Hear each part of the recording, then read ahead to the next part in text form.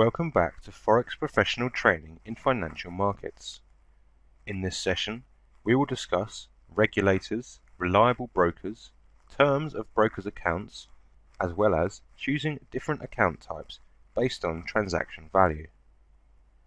Regulators. An essential item when it comes to choosing a broker is their reputation. Regulatory organizations that provide brokers with licenses are called regulators. The part that is linked to the stock market is controlled by the stock and bond share organizations.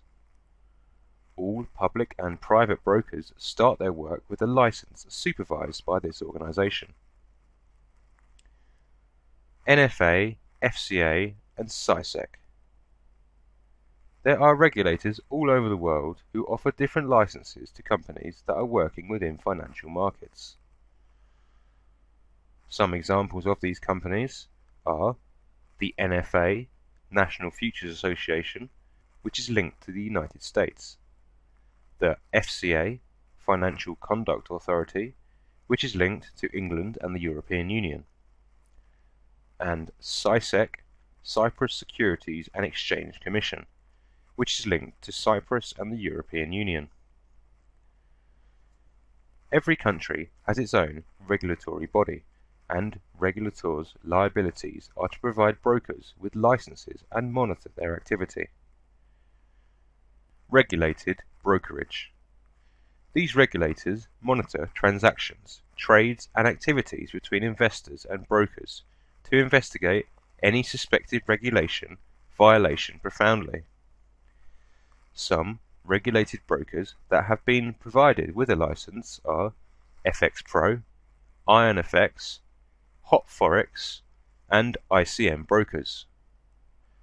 More than 480 websites are working in financial markets from all around the world.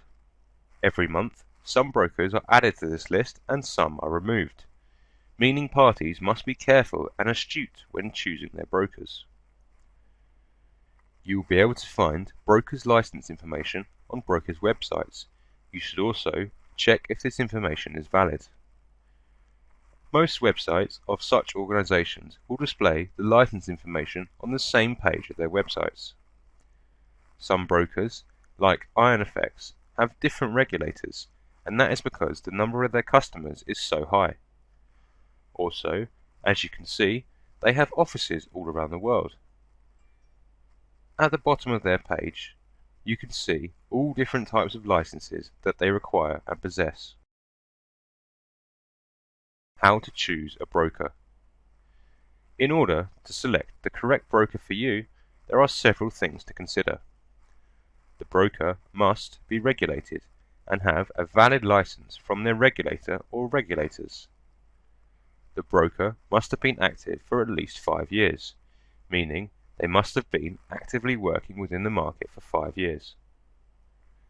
The broker must be trusted enough to leave some of your capital with them for trading. The broker must have a range of customer support services available, as well as direct phone line services so you can easily contact them. They must have a variety of payment methods for depositing and withdrawing capital, especially those types with the lowest charge rate for customers. They must have a very simple agreement for withdrawing capital and no withdrawable limit. You must make sure that you understand the terms and conditions of withdrawing money from an account with your prospective broker. A good broker must have a platform with acceptable speed, without any requote or price change even in highly volatile markets. Some brokers do not permit their clients to place an order in a certain time and spot where market is highly volatile.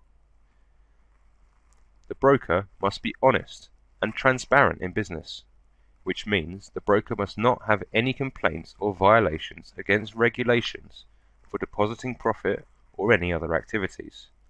They must also have a base of clients who are happy with their services. If your broker fits all these criteria, then you can safely say that you have made the right choice. Choosing an account. Now it is time to choose the right account. There are many things to consider in choosing an account.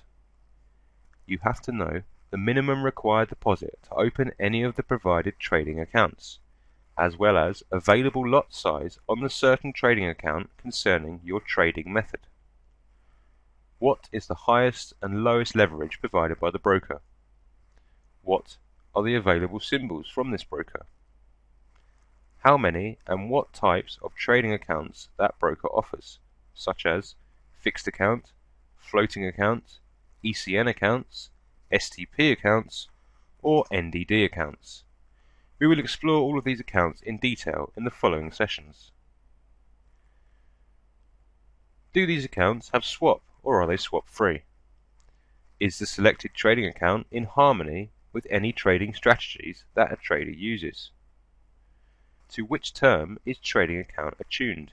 Long-term, medium, or short-term? Most brokers offer services for long and medium-term trades. However, it is essential to check before opening an account whether the broker provides services for a short-term, known as scalping, trades or not. The account must provide hedging trade. Some trades require hedge or hedging, which will lock the margin. Some brokers, when you buy and sell simultaneously, will unlock the margin, which makes it very easy for you to do other trades. But others will lock a certain amount of your margin in the hedge trades. An account can also be chosen based on the desired lot size of trades. The first type is a nano or cent account, in which the minimum size of a lot in trade is 1/1000, or 0.001. As we explained previously, when we trade with accounts with US dollars as a base, profit is not considerable, and this will lead to having many open orders. These accounts are suitable for those traders who like to have multiple open trades simultaneously, usually more than 100 trades. Trades normally deposit $10 to $200 in these accounts. Likewise, these accounts are beneficial for traders who would like to test certain strategies or experts. The second type is micro or mini accounts.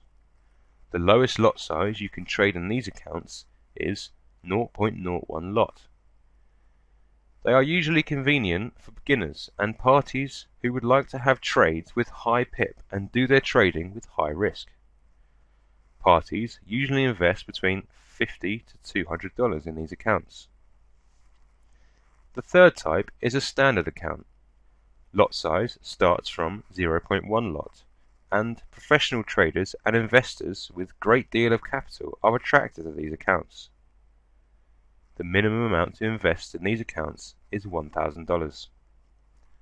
That concludes this session. Until next time and another session, take care.